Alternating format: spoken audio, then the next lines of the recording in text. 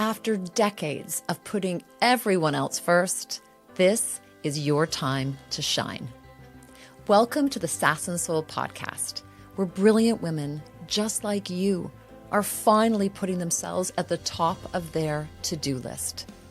You are ready to reawaken your dormant dreams, take center stage, and unleash your full creative voice. I'm Cindy Kennedy, a seasoned life and leadership coach, global speaker, yogi, and the founder of the Center for Sass and Soul. I'm here to accompany you on your quest to live a wildly purposeful and pleasurable life. After all, success is personal. It's not about following a script, but answering the calling of your soul. So get ready to join me and my global friends as we explore how to reclaim our sass and lead from our soul.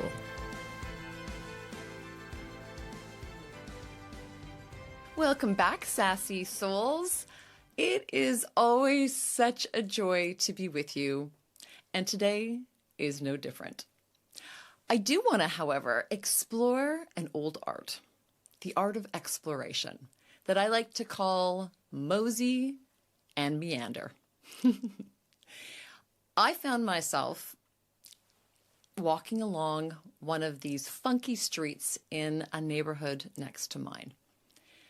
And as I was moving slowly down the street, looking into this one bookstore, deciding to just pop on in, I suddenly startled myself.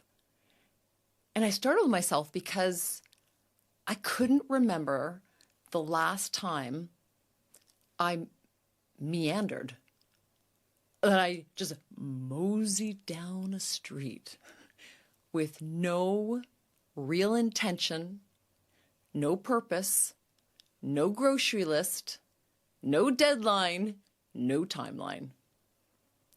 And it really took me aback. When was the last time I meandered anywhere with no goal? Let me throw that question right back at you.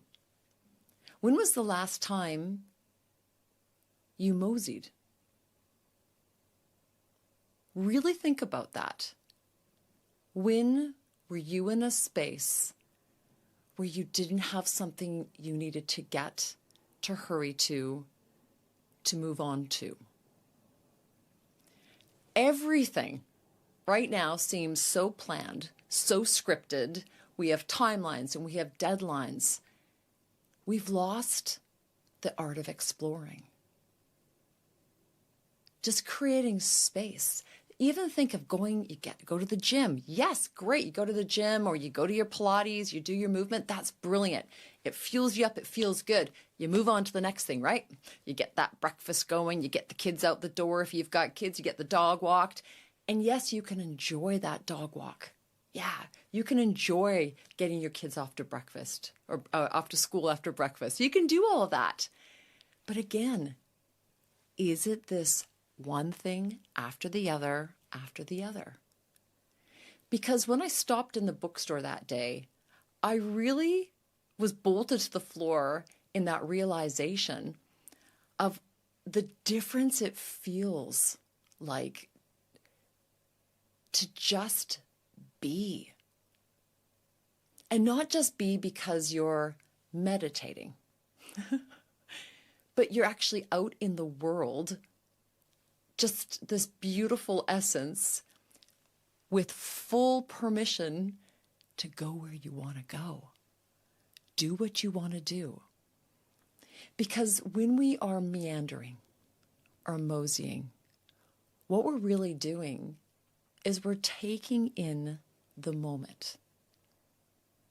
We so often think of mindfulness, of being something that requires us to always close our eyes or to always meditate or to do something in that kind of spiritual lens only. But taking in the moment can happen while people are walking by you and past you, while there's sounds around you. That's what the art of exploration is. And what happens is you get to tune into your five senses. You get to be curious. You get to be curious about what starts to catch your eye. What draws you in? Is it that special book in that bookstore? What smell lingers around the next corner? Is it that new baked cookie shop? I passed one for $12 a cookie. What, you walk into a shop and maybe it's a texture. You get to feel a certain texture of a coat on a rack. This is the art of exploration. You're tuning into your senses. And beyond that, you get to tune into your intuition. Where do your feet take you? Why are you being drawn to a certain store or place or park? We get to tune into your intuition without having that you must trust your intuition in every moment, always being work related to making a big choice or decision. When we meander and mosey, tuning into our intuition feels soft and accessible and fun. And also, when you are meandering or moseying or simply exploring, you are receiving feedback all the time, which means you are nurturing your ability to receive. And what is that feedback? The feedback is on what is filling you up with joy, on your desires. And you're answering your desire by moving towards, like I said, picking up this book, sitting in that park, laying down on your back, looking up at the stars, looking up at the sky and the clouds going past, touching those beautiful coats. What lights you up? And it doesn't have to be this changing the world moment. It's what are those small desires?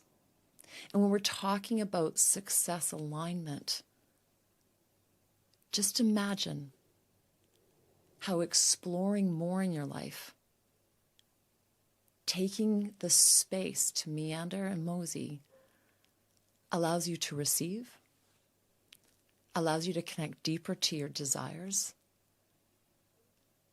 allows you to honor and follow your own intuition, allows you to be mindful and be in the moment. Now, can't you now make time and space to mosey and meander?